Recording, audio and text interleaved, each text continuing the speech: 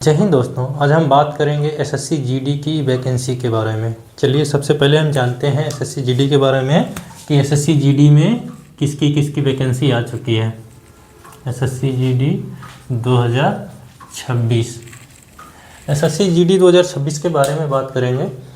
इसमें जो है 25,000 प्लस वैकेंसी आ चुकी है।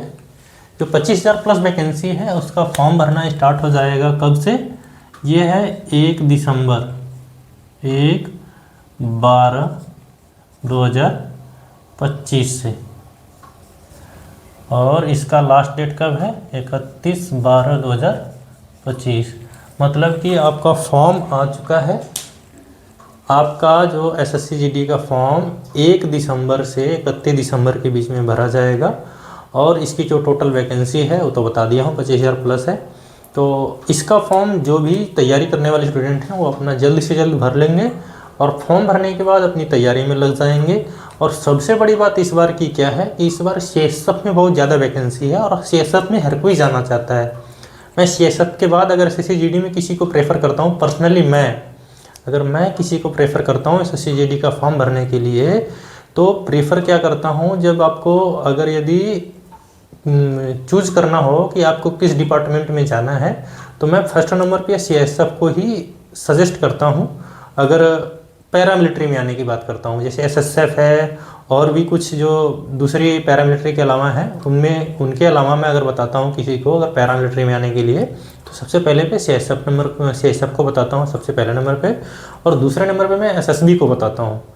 और एसएसबी को बताने का क्या मतलब है मेरा कि एसएसबी में मैं खुद हूँ, और एसएसबी का एक्सपीरियंस मुझे पता है, और सारी जानकारी एसएसबी की मैं ऐसे सामने नहीं दे सकता हूँ।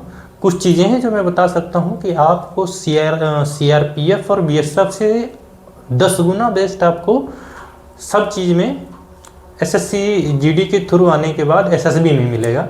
इसलिए एसएसबी को मैं सेकंड नंबर पे रखता हूँ पैरामिलिट्री में, यदि जब स्टूडेंट कोई पढ़ने वाला स्टूडेंट एसएससी जीडी का एग्ज़ाम देता है उसके लिए। वरना सारी फोर्स तो अपनी अपनी जगह पे बहुत बेस्ट है। तो बहुत सारी चीज़ें हैं जो मैं पढ़ने वाले स्टूडेंट को एसएसबी प्रेफर करता हूँ सीएसएफ के बाद। तो चलिए आज उसी के क्रम में मैं अब एसएससी जीडी की स्ट्रेटजी के बारे में बताता हूँ। और स्ट्रेटजी जानने से पहले उससे पहले हमें जानना पड़ेगा इसके सिलेबस के बारे में। तो इसका सिलेबस क्या रहेगा? आपका रहने वाला है मैथ रहने वाला है। उसके बाद आपका जीके जीएस रहेगा, तो केवल जीके लिख लेते हैं। हिंदी रहेगा, हिंदी या इंग्लिश रहेगा। उसके बाद क्या है आपका रीजनिंग। ये आपके 4 सब्जेक्ट रहने वाले हैं एसएससी जीडी में। 4 सब्जेक्ट आपके एसएससी जीडी में जो आते हैं वो कितने कितने आते हैं? अभी आ रहा है आपका 20-20 नंबर का, यानी 20-20 क्वेश्चन है आपके पास। ये आपके 20-20 प्रश्न आ रहे हैं चारों सब्जेक्ट से। तो जो तैयारी करने वाले हैं, अभी इसके एग्ज़ाम डेट में थोड़ा टाइम है, तो अभी इस हिसाब से अपनी तैयारी रखें। जो भी यूपी पुलिस की या एसएससी जीडी या इसी के लगभग इसी के जैसा सिलेबस या इसी के जैसे 4 ये जो सब्जेक्ट हैं, इस टाइप के सब्जेक्ट वाले या इसमें से कम 3 सब्जेक्ट वाले किसी भी भर्ती का जो भी तैयारी करता है और उसकी वैकेंसी अभी नहीं आ रही हो, तो उसको एसएससी जीडी का फॉर्म ज़रूर भरना चाहिए। जैसे मान लीजिए कोई अपने स्टेट में ही ऐसा कोई तैयारी करता हो जिसमें कि इनमें से लगभग 3 सब्जेक्ट आते हैं उसके एग्ज़ाम में, तो उसको इस फॉर्म को ज़रूर भरना चाहिए। उसको इस फॉर्म को भरने का क्या क्या बेनिफिट्स है उसको अलग से मैं बताऊंगा, मगर थोड़ा सा मैं बता देता हूँ कि जो एसएससी जीडी से आते हैं वो क्या आते हैं, कांस्टेबल आते हैं। तो उनको कांस्टेबल से अपने और लेवल इससे बड़े लेवल पे एग्ज़ाम, यानी अभी तो नया सिस्टम चला हुआ है कि पहले SILDC आता था, अभी ASILDC चलने वाला है, तो उसमें भी बेनिफिट मिलेगा। और आप SI का एग्ज़ाम देंगे जो CPO वाला होता है, वहाँ पे कुछ बेनिफिट्स हैं, अपने अपने बेनिफिट्स हैं। यहाँ आने के बाद भी आप मतलब लेवल अप कर सकते हो। हाँ, लेकिन उसके लिए आपको लगातार अपनी ड्यूटी के साथ साथ आपको थोड़ी पढ़ाई भी करनी पड़ेगी। मतलब ड्यूटी करने के बाद जो आपके पास टाइम बच रहे हैं वो टाइम कहीं बर्बाद नहीं करना है, आपको पढ़ाई में लगाना है। तब आपको यहाँ पे भी बेनिफिट्स हैं। यदि अगर आप इनमें से कुछ सिलेबस मिलते जुलते अपने स्टेट की या किसी सिविल में भी किसी चीज़ की तैयारी करते हैं तो इस फॉर्म को भर लेने से आपके ये बेनिफिट्स हैं। जैसे कि आप कांस्टेबल पे आते हैं तो आप कांस्टेबल से असिस्टेंट सब इंस्पेक्टर के लिए एलिजिबल हो जाते हैं। लगभग 2 साल बाद आपकी सर्विस हो गई होती है, उसमें लिया जाता है 3 साल। लेकिन जिस टाइम आप फॉर्म भर रहे होते हैं ना, उसके 1 साल बाद का टाइम लगभग जोड़ा जाता है। तो वो लगभग 2 साल 2.5 साल होने के बाद आप एलिजिबल हो जाते हैं। वैसे मांगा जाता है कि आपकी सर्विस मिनिमम 3 साल होनी चाहिए।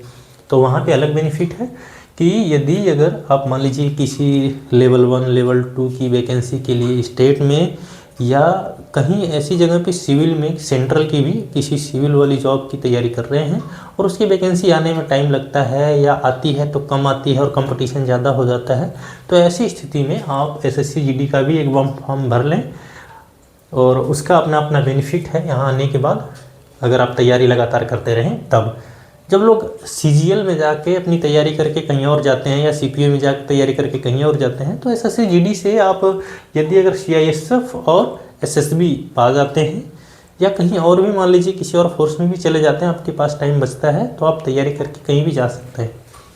अभी ये जो आपके सामने है ये 4 सब्जेक्ट हैं, मैथ, जीके, हिंदी या इंग्लिश और रीजनिंग। इनमें आपके पास 20-20 प्रश्न आएंगे और आप यदि इस हिसाब से तैयारी कर रहे हो, जैसे कि मान लीजिए इसमें एज मांगी गई है 18 से 23 साल, ये जनरल ईडब्ल्यूएस के लिए है और अपने ओबीसी के लिए 3 साल, एससी एसटी के लिए 5 साल की जो छूट होती है वो तो छूट मिलेगी।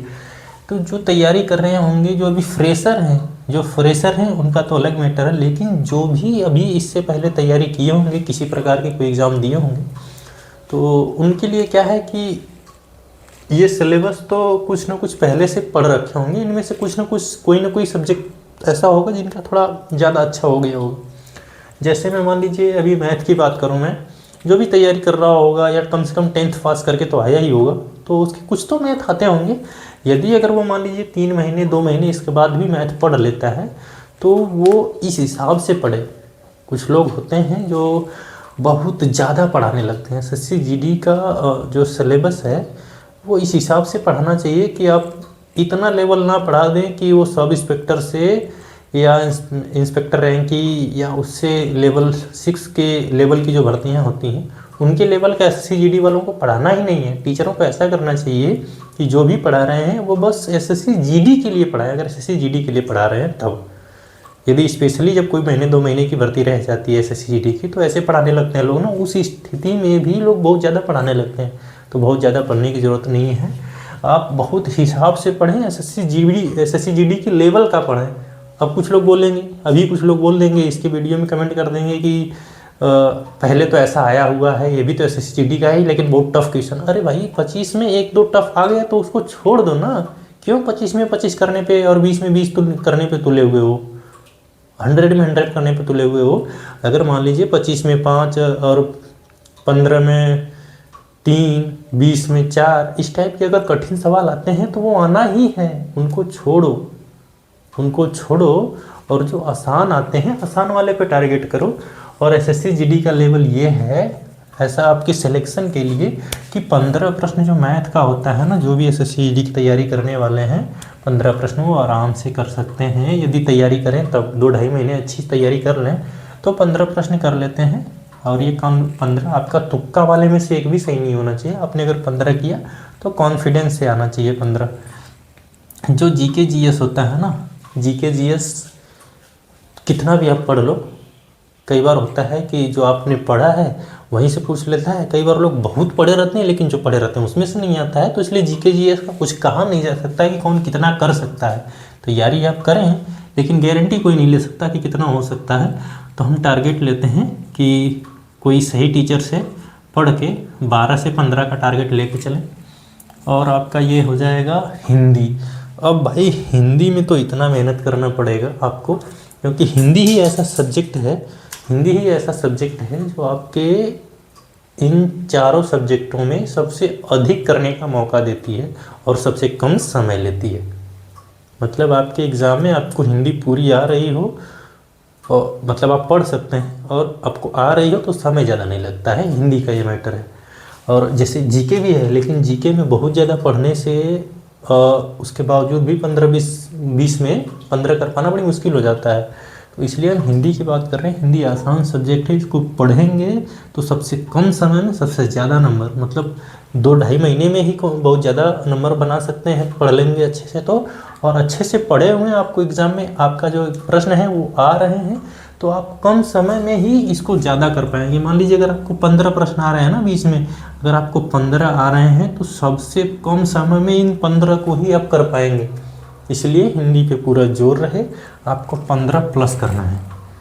15 प्लस तो किसी भी हाल में करना है। यदि अगर आप एसएससी जीडी में जाना चाहते हैं या आप कोई भी एक नौकरी लेना चाहते हैं जिसमें आपके सामने एसएससी जीडी का अगर ऑप्शन है तो आपके पास बेस्ट ऑप्शन है और अपना बेस्ट देना पड़ेगा हिंदी के लिए कि 15 से प्लस ही आपका सही हो, उससे कम तो हो ही ना।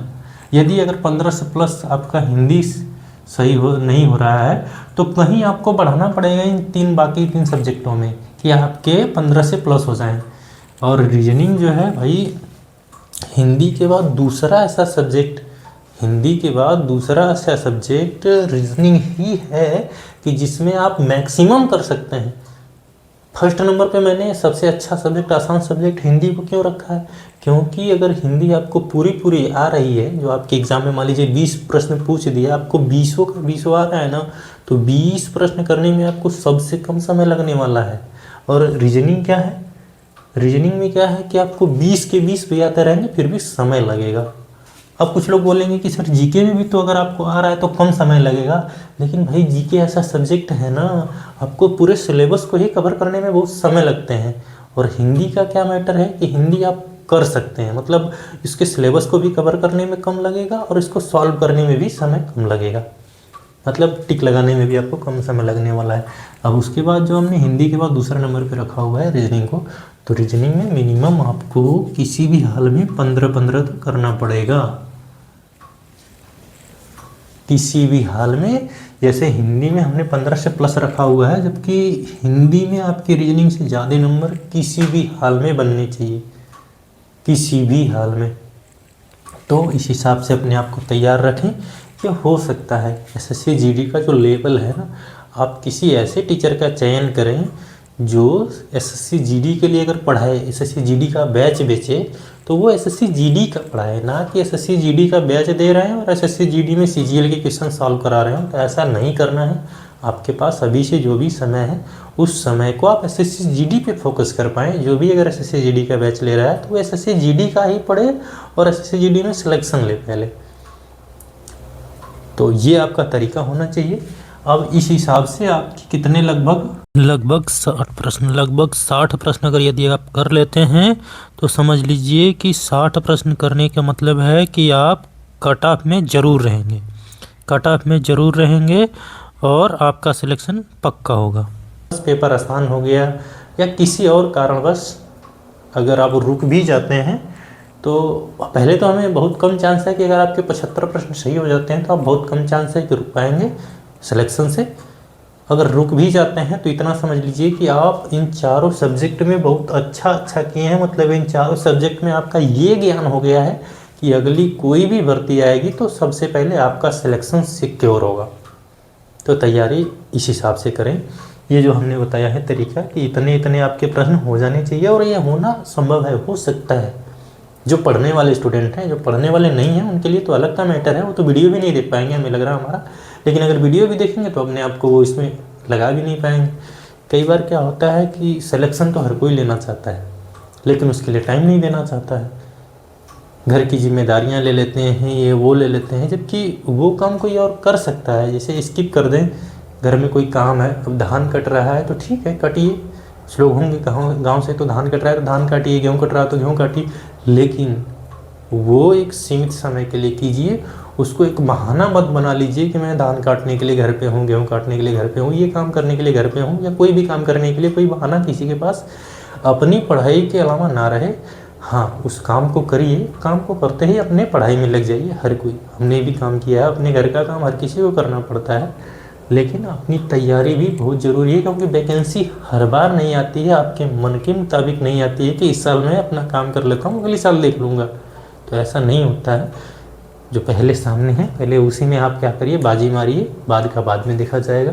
ये आपके स्ट्रेटजी होनी चाहिए कि आप इस हिसाब से तैयारी करें तो सही हो ही जाए किसी भी हाल में। तो दोस्तों, आज की मेरी जानकारी यहीं तक, और मेरा ये सलाह है, मेरा आप लोगों से रिक्वेस्ट है कि जो भी तैयारी करने वाले स्टूडेंट हैं, प्लीज़ वो SSC GD का फॉर्म जल्द से जल्द भर के, जितना जल्दी आप भर लेते हैं ना, उतना एक फ्री माइंड में हो जाते हैं कि अब तो मेरा फॉर्म, पहला स्टेप हो गया कि मेरा फॉर्म भरा गया, अब तैयारी करना होता है। तो प्लीज़ अपना फॉर्म भरें और तैयारी में लग जाएं, और इस हिसाब से अपना टारगेट बनाएं कि मुझे CISF या SSB मिल ही जाए। फ़िलहाल इस बार तो शायद SSB का वैकेंसी नहीं है, हमें लग रहा है कि अभी फिर से हो सकता है नोटिफिकेशन देख रहे कि SSB की वैकेंसी वगैरह उसमें ऐड की जाए। SSB की तो अभी मैं देख कर रहा था तो उसमें नहीं थी, CISF की बहुत ज़्यादा है। तो SSB का तो मैं इतना वो कर रहा हूँ, बता रहा हूँ, लेकिन SSB की इस बार वैकेंसी नहीं है। हाँ, पहला टारगेट आपका क्या होना चाहिए, CISF। इस हिसाब से तैयारी करिए कि आपको CISF मिल जाए। हाँ, जिसके पास ऐसा ऑप्शन है कि उनको कोई ना कोई जॉब चाहिए तो उनके लिए बेस्ट ऑप्शन है। कोई ना कोई जो जॉब चाहता है कि पहले हमें कोई एक सिलेक्शन चाहिए, तो उसके लिए बेस्ट ऑप्शन है SSC GD से कुछ भी मिल जाए आपको, असम राइफल मिल जाए और CRPF मिल जाए, BSF मिल जाए, ITBP मिल जाए, जो मिल जाए सब बेस्ट है। हाँ, जिनके लिए ये है कि हम सिलेक्शन ले लें उसके बाद अपनी तैयारी में लगे रहें, तो उसके लिए मैंने बताया है कि पहले नंबर पे है CSF और दूसरे नंबर पे SSB है। तो फिलहाल तो SSB की वैकेंसी है नहीं है, CSF आपके सामने है। और सबसे बड़ी बात है कि CSF की सबसे ज़्यादा वैकेंसी है।